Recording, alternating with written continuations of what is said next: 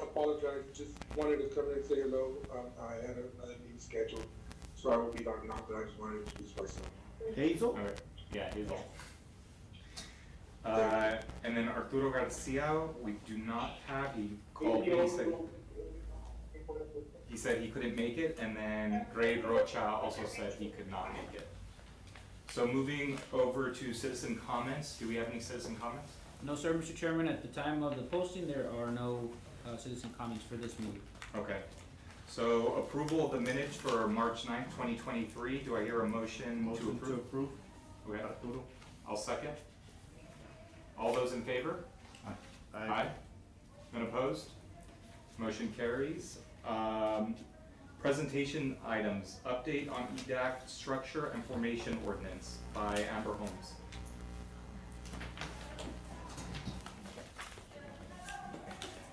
Oh, we have copies here. Okay. I think the last time we had gone over some updated changes on the ordinance to kind of have it reflect what it is now versus what it was back in, I want to say, the 90s. I think it was 1993 when it was initially adopted.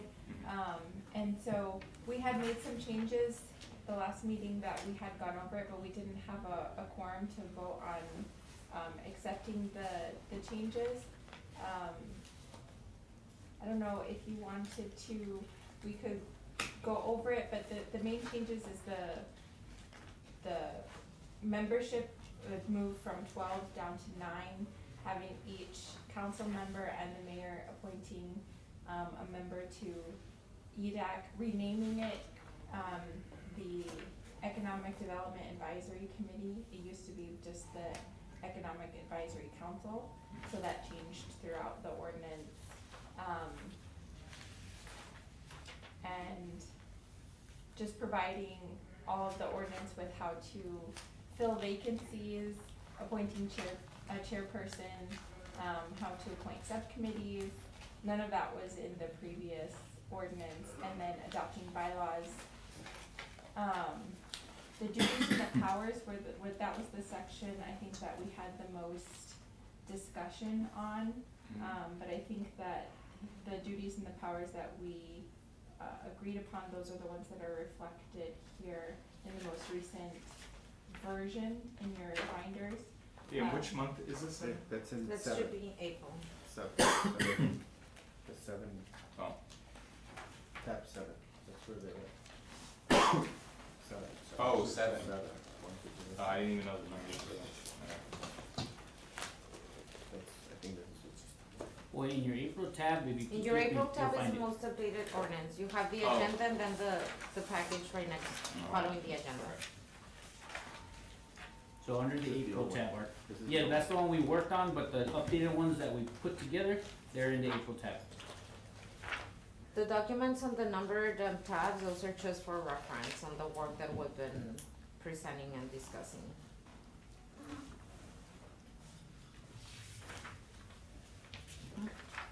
So right now, when it comes to the creation of items and who decides, it can be put on by both the ED director or the chair or vice chair, like Well, either or. There's two different agendas, so it's kinda, there's agenda for your meetings, Yes, and then there's the agenda for the city council meetings. yes, yes, I'm talking about EDAC. For EDAC Yes. meetings, I think for that one, that section is under the meetings, section 2-195. Okay. And so that would be, Once a month. I think section D.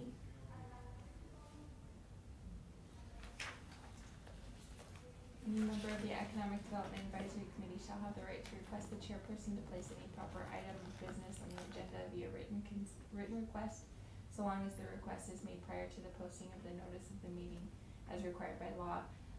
And then in the beginning of that paragraph, the Economic Development Department will prepare the agenda.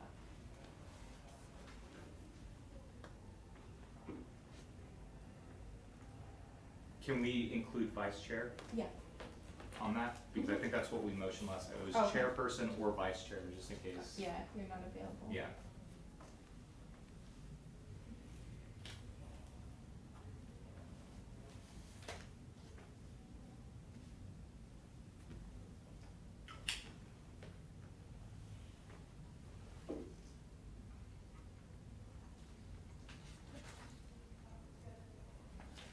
And Amber, I have a question on that same section with C. Me and Jillian were talking about that earlier, as far as meeting the virtual quorum. I know that there's an ordinance out that revised the policy and procedures handbook, says that it can be virtual so long as the chairperson or someone else is present. Is that still, Yes, so I modified that for, non-action committees, so basically if you're not a board that handles money, which that would apply here. So, yes, so we could, in accordance with the priority and procedures handbook, I put that here because this is not, that would apply here, so, okay, virtual presence counts as presence for forum purposes for this committee. Got it. but does someone have to be here physically from the One committee? person has to be here. Oh, just one, Just one person. any. Any Got it. person, yeah. Alright, thank you. Because it still has to, it does have to be open to the public. Mhm. And so as long as somebody is here in case somebody from the public wants to attend, we're good. It just, somebody has to be present and running the meeting. Okay. I'm reading this as an update on EDAC, so I don't think any action can be taken on that. Does anyone have any other questions or concerns for item A? Okay, so moving on to item B, update on the NEZ program usage. Yes, Mr. Chairman, I think one of the requests that was made, was for the committee to take a look at the applications since, the inception of the program was established, from the building department, so we have included next to the copy of the ordinance, that's a complete report on the applications that are currently, that have been submitted to the building department, and it has, information as far as capital investment for each application, the type of applications that have been submitted, and also the estimated annual abatement. If you look at all the applications, you're looking at a 1.3 million in abatements that designating to some of these projects. And this is just a status report as requested by the committee. I know, we've been working on the policies, and I think this is good numbers to have to really continue monitoring how successful the program is, and hopefully, we can reach out more development as we continue working on the policies and as we launch the new program.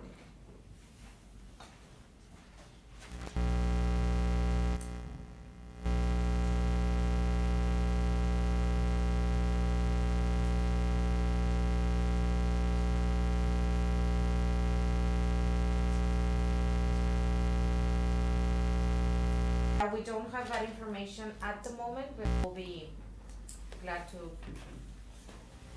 work on getting you details on why they are expired, because it can be different. If we can collect that information, I think that would be vital into possibly any future updates. Because if something is, creating a lot of them to withdraw, maybe we need to look into that and see, well, is there something that's overly restricted, or something that we didn't realize is something small, but it's throwing a wrench into the whole thing? And how much money was that? Do you have an idea? Well, you can see the value. There's the, yeah, Yes, so many ways. it easily looks like over $4 million. We can request additional information on those withdrawals and the reasons, and get more, I guess, the economical impact of those. Department, Yeah. and we will work with that department to get that information, for our next meeting. Can you invite them? Yes, and actually, yes, unfortunately, there was a conflict schedule, with the director with that other department. He's usually here, he usually comes, and he usually gives us all the information and data that, you all request, but yeah, unfortunately, he wasn't able to join us today. Okay. But we will work on those numbers and data. Does anyone else have any questions or comments? I'm not familiar with the NEZ program, if maybe you could fill me in on that. So the neighborhood, Miriam, you wanna take the, Yes, Reins on and so this program, it's a neighborhood empowerment zone, and it's a program that is under the building department. It is an economic development tool that is used to revitalize and encourage, property owners to revitalize their properties in the form of, tax abatements. There is an application process. And actually, right now, the committee and our department and the building department have been working on the new guidelines for the program to be presented to city council. So in a nutshell, you know, property owners that are wanting to revitalize their properties in specified designated NEC zones, which, by the way, and this is something that the committee has also, been alerted of, we have 4 different zones within the city that qualify for this type of, abatements and fee waivers. 3 of those maps have already expired, so our department, along with, 2 other departments from the city, are in the process of evaluating what the new proposals for the new NEC zones will be. Those are usually, you know, presented to city council so they can approve. And we're, you know, evaluating, statistical data and socioeconomic data as far as what makes sense, and when we're designating or evaluating the areas that, will benefit from this program. And these maps expire every 2 years. Every 5 years. Every 5 years. The guidelines expire every 2 years, so right now our department has been tasked with updating all of the ordinances and the maps and whatever hasn't been updated, in due time, and that's pretty much what we're doing.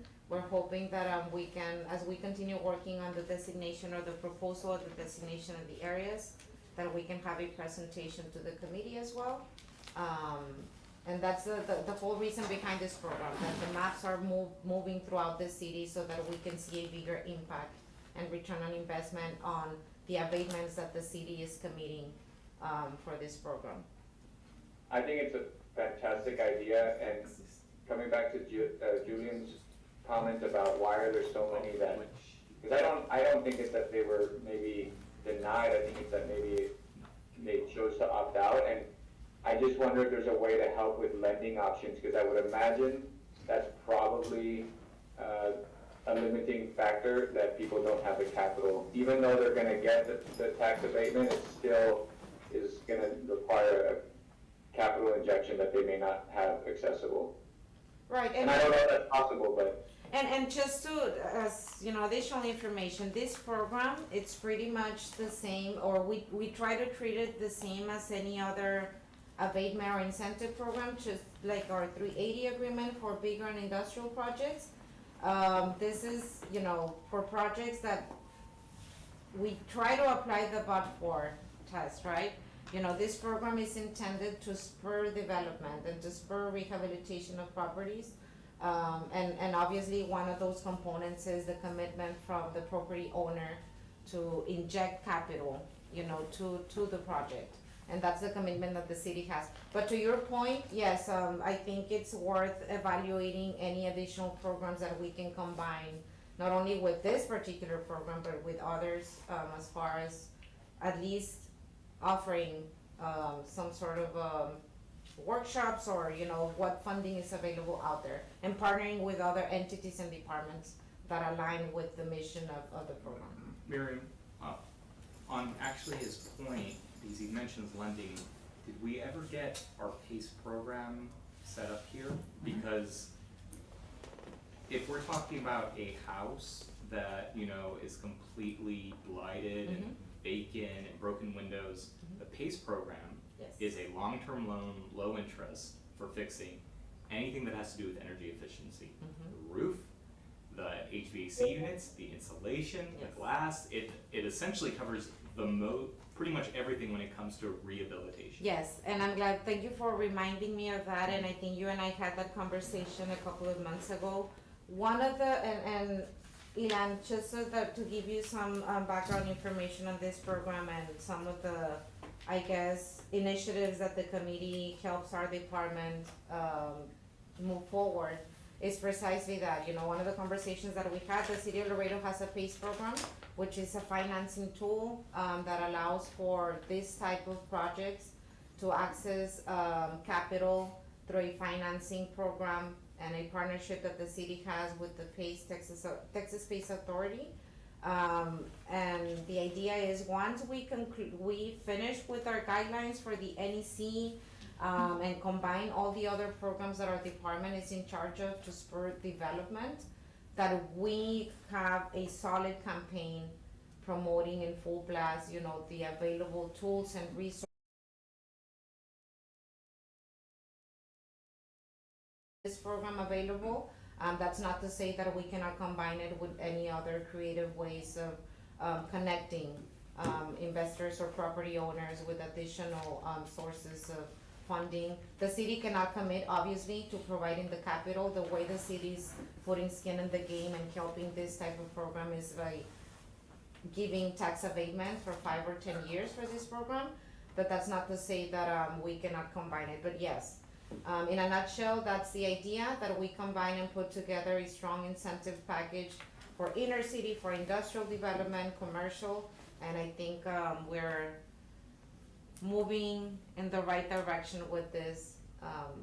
And we can certainly include that at the next meeting and have a full presentation on the PACE program, because I do know that we have new committee members, just so that they can get familiarized with our 380s, the NEC, that even though it's not under our department, it is an economic development tool, and the PACE program as well. We can allocate 20 minutes just to go over all the programs that are under our department.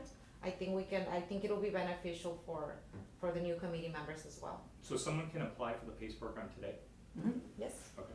Yeah, and nonprofits also qualify. yes. So Great. churches and things of the like, they're strongly encouraged. Awesome. Yeah.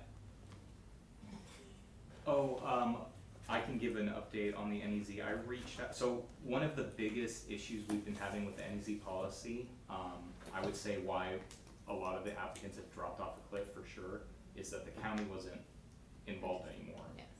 I spoke to someone within the ED department over there, and they sent me an email and they said their whole moratorium of doing NEZs is now lifted. So now they're doing them again.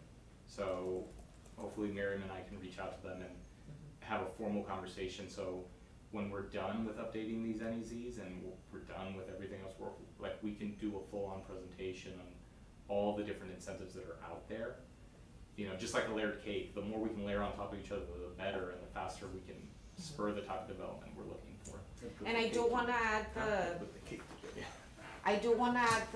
the how big this is, you know, for this program, for the NEC, the fact that we now have the Webb County on board as well.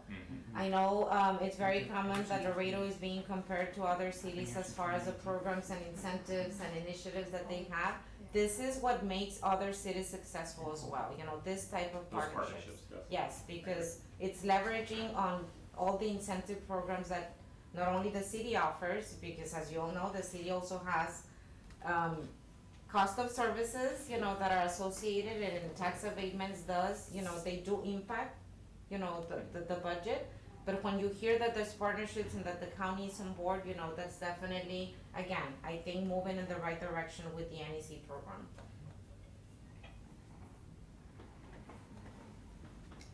Any other questions? Okay, let's move on to action items. Discussion with possible action on the policy and structure of the current food truck ordinance. It is my understanding that at the last meeting, and I wasn't able to attend, I was attending a conference at that time, but it was my understanding that the committee wanted to bring that topic to the table. We included a copy of the current ordinance. I believe that was the suggested action at the last meeting towards the end. So we included a copy of it and again, as advisory committee members, I will open the floor for discussion, regarding this particular topic. Do we have to make a motion to discuss? No, we can just discuss it. Was there a concern that was brought up? I remember that there was a question regarding, I'm the one that brought it up, Yeah. and it was more so just the curiosity of what is in place, is it clear enough, and is there room for opportunity to give food trucks more opportunity, essentially. So I haven't, in all fairness, I did not get a chance to read through, I know it was sent in the email ahead of time, but I haven't had a chance to read through the current ordinance, and that'll provide a lot of clarity. And so maybe today's meeting is not the time to discuss it, because it'll give me time and anybody else time to really go through it and find if there are opportunities, because right now I was more curious about what currently is in place. have you heard any feedback from possible owners that you've spoken to where they brought up concern with the current policy? Well, not necessarily. We have four food trucks on one of our properties, and the question that's been brought up before is, well, do we have to have any special permitting to be here, or can we just park and show up? And then in addition to that is, what kind of permitting would be necessary to have an established food truck park? And is there, I know that there was some requirements to have proper grease trap, proper sewage, proper electrical, and it says as long as it meets the code, but I don't think that that's gonna be the same code as that of a normal food establishment. So again, I need to educate myself better on it before I can really ask questions or challenge any of it. But I think for me, the biggest thing that came to mind was the location and permitting process on where can they exist, and could we have a city-funded, maybe established areas that are high traffic that would attract them. And I don't think it would be a huge investment, and also wouldn't be a huge revenue source either. Those are my initial thoughts, just off the top.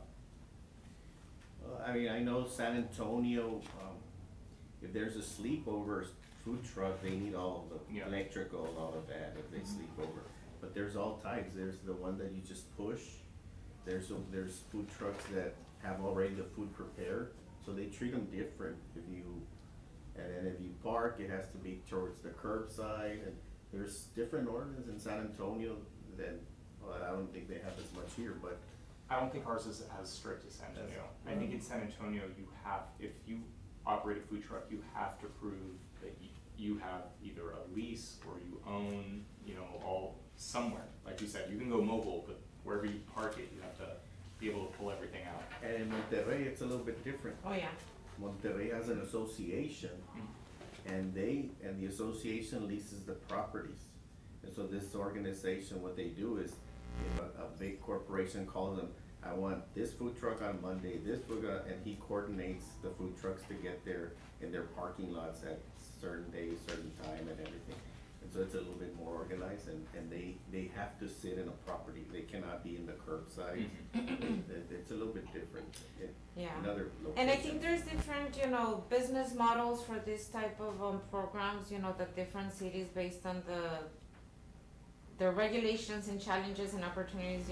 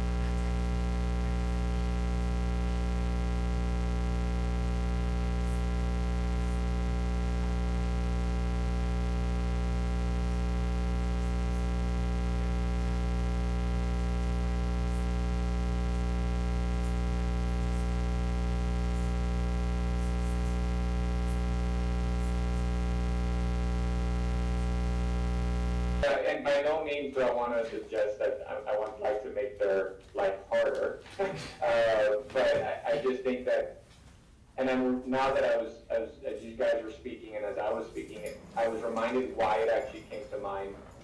We were planning a project on our property there on Del Mar, and we were looking at including a small food truck park. And so when we went to permitting and we were trying to find out what are the parking requirements, they couldn't give us an answer. And so maybe there are no parking requirements with food trucks and maybe there aren't. I would imagine there are, but we couldn't get like a clear answer as to what each food truck's parking requirements were. And that, parking is a big thing, Right. as you guys know. So it's just, it's things like that that I think, I would have, as in this case, would have liked more clarity on, and I'm sure they would too, to make sure that they're in alignment with the city. Okay. We will definitely, take that into account and follow up with the respective, departments or divisions and make sure that we fully evaluate the current ordinance so that it can reflect, those type of guidelines and procedures. I think a good idea was to bring the users in so they can, so We they will, can, we will look into that, yeah. that's the best, what they would like to have and maybe go over some other city that, Yeah. what they're doing in parks, because San Antonio has some parks. Yeah. And that's basically what they say, it has to have concrete in the bottom, and there's certain Yeah, restrictions. there are requirements and restrictions and a lot of these, requirements are also for the safety of the business owner, it's for Everybody. also to cover and make sure that there's, some sort of liability that protects them as well. I know sometimes those can be seen as restrictions by the city, but in to a certain extent, it's also protecting their investment and their property, in this case, their food truck, and also thinking on the safety of the users, right, our citizens. But no, yes, I know We it, had an accident, Mhm. you all know Yes, that. We had yes. an accident. We did.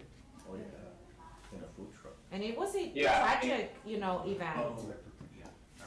That Yeah, happened. does a sprained ankle on our parking lot put us liable, or if it was right in front of their food truck, does it put them liable? I mean, And there's those all are those the- parts. And that's the purpose of this ordinance, and that's the purpose of revisiting and reviewing and adapting to the way, adapting as best as we can, adopting, guidelines that are gonna protect both, citizens and the business owner as well.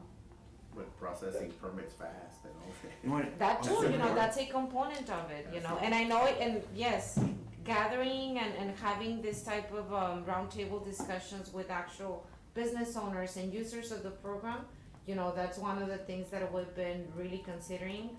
Same thing with NEC and the different programs that we have, and although it may seem like everything is happening and it's scattered all over the place, just keep in mind that those are the initiatives and the things that our department is working on, to put everything together and start, identifying this type of stakeholder conversations that can help us move forward with these programs. I think 2 years, 4 years, I think we should establish that it has to be revised, because there's a lot of things going on. I think what may have happened is I remember when this policy came out, we were trying to make sure it wasn't that restrictive. And sometimes when we try not to be restrictive, we don't give guidance, and then that's where it creates a lot of confusion. Because, yeah, I'm surprised we didn't give any clear guidance on parking. I wasn't aware, of that and yeah, we will look In into all fairness, it may be there, but when I went for permitting, I got bounced around to 3 different people and nobody could give me a straight answer, so maybe they didn't know where to look. Well, that's in itself a problem. If we can't find it, it's not there. It doesn't matter if Yeah, it's well, on a page somewhere. different discussion, yeah, for sure. Yeah. And I think, just like the NEC and the programs that we come up with, I will be, and this is something that we will inquire as well, what's the usage, what's the potential that the program has, and it could be, Mr. Arguindegui, Ilan, that, maybe the particular business, form of park that you were inquiring about, maybe it has, I'm not trying to come up with excuses, all I'm saying is, Oh, for sure. Yes, all I I'm get it. saying is, let's, identify, is there maybe potential for more usage that'll help us make these items, and this information more clear to where, there's 20 different ways that food truck owners can use the ordinance. Let's include Yeah. the guidelines for all the 20 different ways that this ordinance could be used and, but that's something that we'll be, looking into and working on. Great. I think just like the NEZ, we kind of have like a synopsis page. I don't know if right now we even have that for the food trucks, and I'm in this business, and even when I look at some of these ordinances, it's hard to pull the exact information out. So maybe figuring out if currently what's being presented to owners that wanna do these things, is there kind of like a breakdown sheet that says, Right. Just you like know. a fact sheet and an informational Exactly. sheet, yeah. Q&A. But maybe should we form a subcommittee to talk to these people that have a dialogue and come with some different new ideas and whatever's missing there, that it's clarified, at least questions and answers. It doesn't have to be in the rules, but just a question answer to. We just need to keep in mind that this committee is an 8-member Advisory. committee, and there's already like 5 subcommittees. Yeah. So let's just, But this keep is that for in the mind. food truck. Yeah, this is for the food truck. Whoever's interested. Mhm. I know he's interested. Elan is I interested. can't sit on another committee. I'm interested, but I can't sit on another. Well, that's committee. my point, and this is I'm not committed out. me playing devil's But I advocate, think I'm just, Arturo Garcia probably would be interested. But Elan, you already have, 4 food trucks, you said, on the property?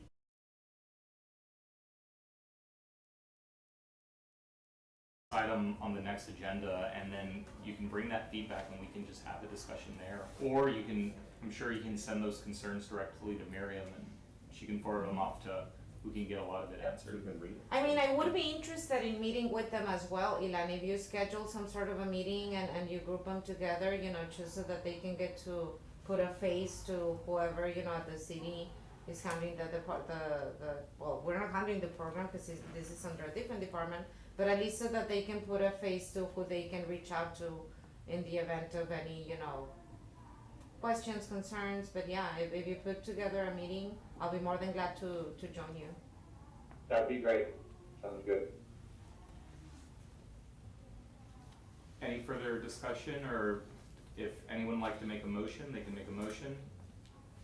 If not, we can just move forward on to any announcements that are gonna be made. Yes, so, Oh, Just point of order, are we gonna make a motion to pass it to the next, or are you gonna just motion to take no action? I don't No, think we there's don't need have to take motion an it. action, We don't you have know. to take any action if, Right. because it sounds like he's gonna reach out, and he can always reach out to me and just say, hey, let's put it on the I got some feedback, let's put it on the next agenda, we can just put it on. Okay. Yes.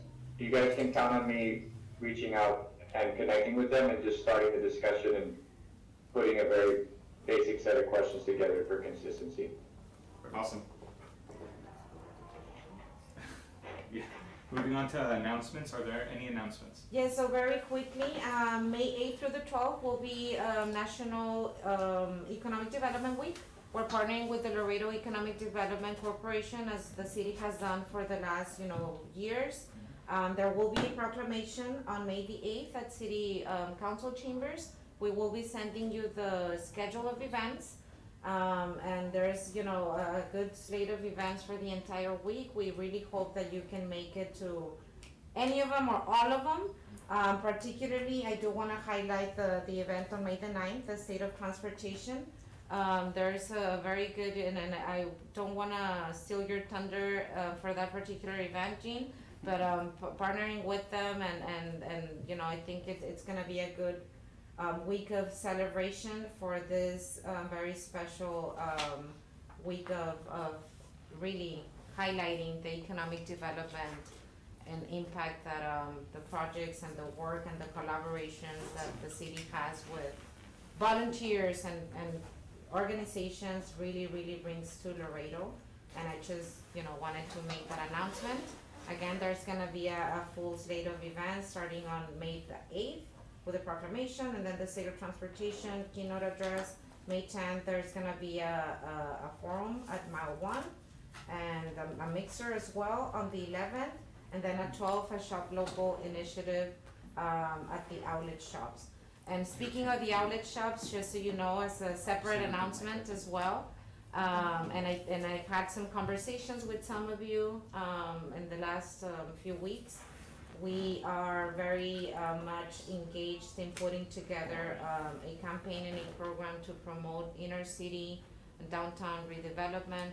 We have some ideas that hopefully we can bring back to you, just as presentation items and programs that we wanna put together to offer resources and tools and just guidance to, local business owners, because they are a huge part of, economic development, for our city. Awesome. Any other announcements? And welcome to the committee, Oh, Dan. yes. Renee, I think he disconnected. We Yeah. have, I believe, 3 new committee members. Welcome. Thank you for your time and commitment to our city. Okay, Thank you. so do I hear a motion to adjourn? Motion to adjourn? All those in favor? Right. None opposed, motion carries, thank you.